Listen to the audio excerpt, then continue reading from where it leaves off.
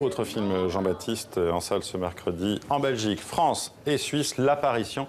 C'est le nouveau film donc de Xavier Janoli. Xavier Janoli, immense succès, c'était il y a 3 ans avec Marguerite, vous vous souvenez peut-être, oui, avec Catherine Fro qui joue, voilà, c'est ça, qui joue ce rôle d'une femme célèbre, riche et inspirée d'une histoire vraie, qui croit chanter juste, sauf qu'elle chante faux et elle suscite hilarité de salles de concert du monde entier. Et puis il y avait aussi ce film à l'origine avec François Cluzet, l'histoire d'un escroc qui se fait passer pour un entrepreneur qui construit une portion d'autoroute au milieu de nulle part. C'est un mensonge, mais ça va donner de l'espoir aux gens.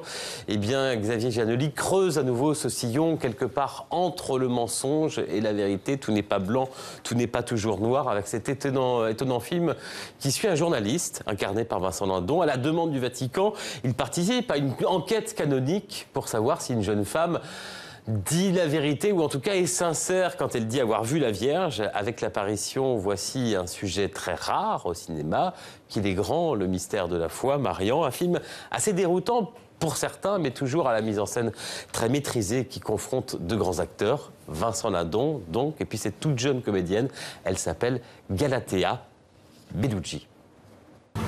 Qu'est-ce que ça veut dire, une apparition? Une apparition de la Vierge Marie. La jeune voyante s'appelle Anna. Depuis ses visions, elle est très protégée.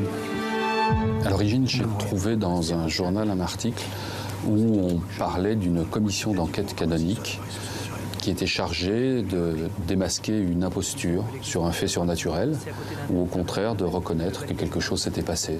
Et j'ai découvert l'existence de ces commissions d'enquête formées de médecins, ça peut être des laïcs, ça peut être des ecclésiastiques. Et leur métier, c'est de faire une enquête concrète de terrain. Et voici la commission, le docteur de Villeneuve, qui est psychiatre. Bonjour. Stéphane Morlet, théologien. Bonjour, Anna. Paul-Éric, sœur Sophie, sténotypiste. Le père Gallois. Et enfin, Jacques Marianejou, journaliste. Bonjour.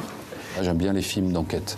J'aimais l'idée de suivre quelqu'un dont la mission est de découvrir la vérité sur un mystère. Voilà, je suis parti de ça. C'est quelque chose qui a à voir avec le cinéma, avec le suspense. J'aime bien les personnages à idées fixes dans les films que je fais. J'aime bien les gens qui veulent construire quelque chose, découvrir quelque chose, et on les voit travailler et on voit comment ils vont au contact de la réalité des événements pour essayer de se faire une idée sur ce qui s'est passé.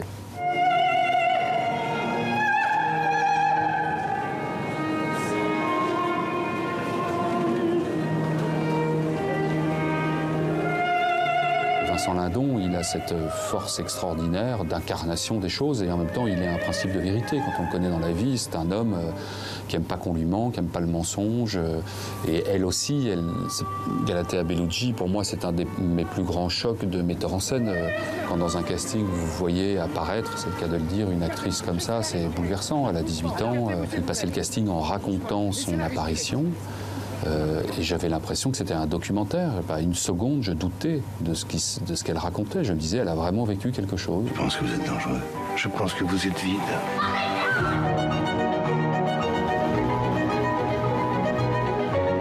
Je veux des faits, des preuves.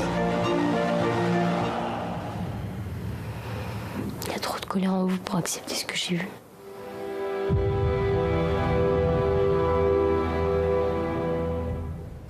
Une image pour finir, Jean-Baptiste, celle d'une péniche qui a coulé sur la Seine.